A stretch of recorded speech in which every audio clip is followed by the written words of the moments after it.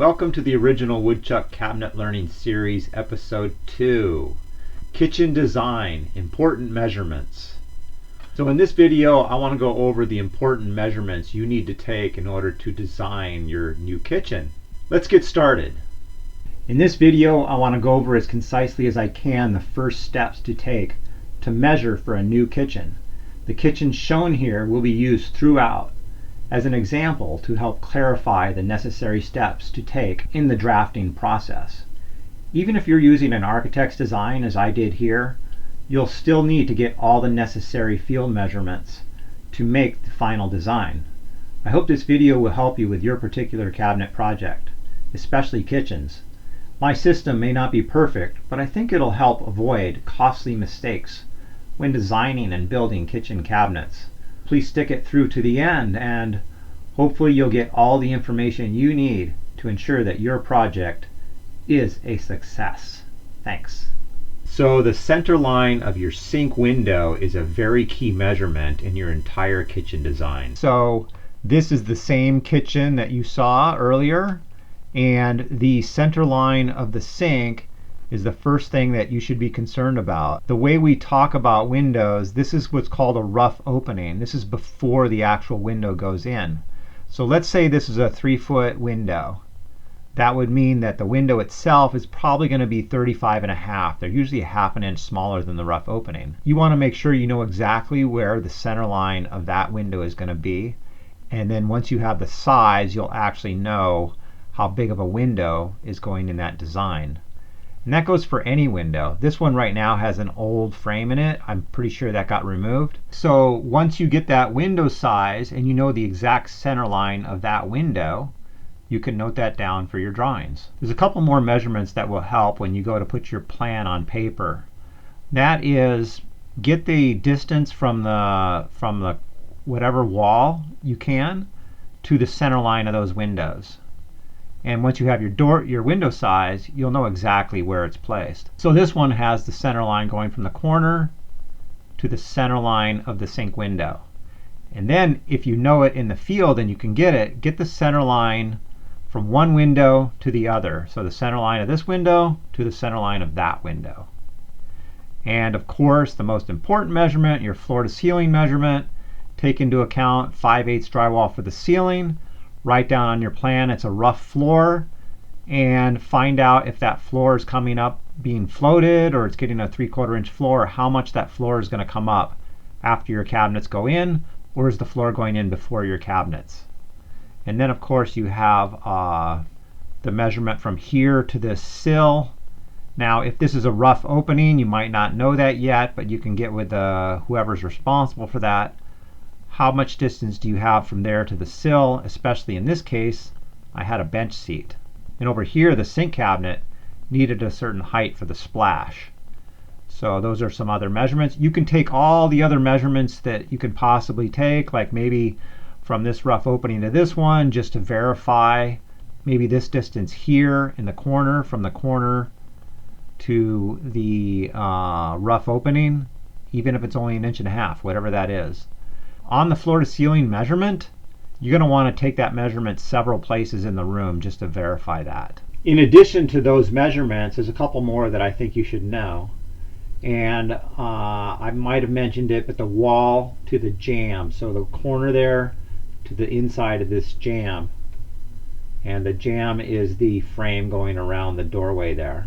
So this over here is a niche or niche. And when you measure wall to wall, you're going to have to subtract 1 1/4, 5/8 on the left and 5/8 on the right. So make sure you do that. Door openings, get those measurements, because I tell you, if you come back to the job site and you can't fit that cabinet through that door, well, now you got a problem. So you want to make sure your cabinets fit into the kitchen. So this cabinet here is the one that went in that corner that you just saw. And it had to be built on site because it's so deep. This is 32 inches deep. So that's a factor as well. Will the cabinet fit into the house? Contractors rely on the drawings for where the electrical outlets go, the drawings that come from the cabinet maker, at least in my experience. So when you're there and before the drywall goes up, you may want to double check that the electrical is not going to wind up in some strange location within a cabinet so that it can be caught before the drywall goes up. You see here when it's all torn up, none of these outlets are worth measuring where they're at right now. They're going to change a little bit, so I wouldn't even bother with that. So you can see here the center line of the hood I was told was going to be between these beams, and so you want to get the center line from there to the jamb, or you can take a measurement from the far left corner that's not shown here, or maybe this wall in the corner, but I would verify it with a few measurements. And you can see here in the next page I went back and measured after all the drywall was in to verify that center line. I verified that center line because that's a very important measurement to where your range is going and the hood. And on this job you see here these the Romex sticking out of the wall. That is for under cabinet lighting. So you'll see on the next slide, when it's all said and done, it looks beautiful. There's LED lighting underneath. There's a channel that goes to that Romex that was in the wall, hidden underneath this. So that's something you just need to coordinate with the contractor. So what I did is I made a template of this wall by running some 1/4-inch sticks along there and connecting them, and I had this large template. In the end I ended up not using it. I built this whole thing on the job site, and maybe I'll do a whole separate video on this one. But sometimes you have a ceiling or something that you need to check and see what those angles are, because that's critical obviously if you have an angled cabinet or a ceiling that's angled. So make sure you take any notes on anything like that. Well, in a frameless situation you're holding the box a certain distance from the ceiling, and you'll need to determine exactly how much is the ceiling off. Does it vary like an inch in some areas, like from here to here? Every one of these pieces was scribed. And then you want to know the size of the casing so you know the distance to these cabinets here. So casings around windows, casings around doors, and the distance to the ceiling are all considerations in your taking of measurements.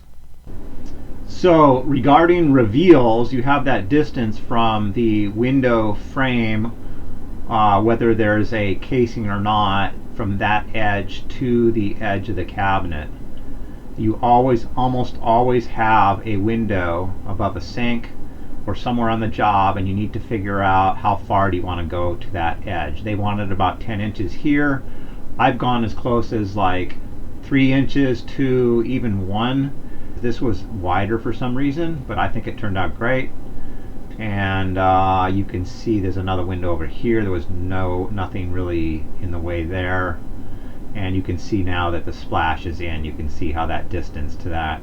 Okay, so here is another example of the casing, and just being careful about your reveals, the distance to that top edge of this back seat. You see on this slide here, before it was built, I have this distance here to that casing. I think it's about 1.5 inches. We ended up a little closer than I expected, but it worked out. Also, in regards to casings, I have this doorway here and this cabinet here with a certain amount of reveal, and you got to account for countertop overhang so it doesn't eat into that casing, and these shelves, these floating shelves. So, and of course I've showed this a little bit earlier, that particular casing there was obviously no problem. But those reveals is what I'm referring to. The reveals here, and on the other, and the reveal here are all things to make sure you account for. Alright. So I'm so happy you watched all the way through to the end. I hope you got some good information out of that. This is really just the beginning in a long series of different videos I'm going to do on cabinet making, design, installation, and many things related to that. Thanks for everything, and if you could hit that subscribe button, that's very appreciated. Smash the like button as well, and I'll catch you next time around. Thanks.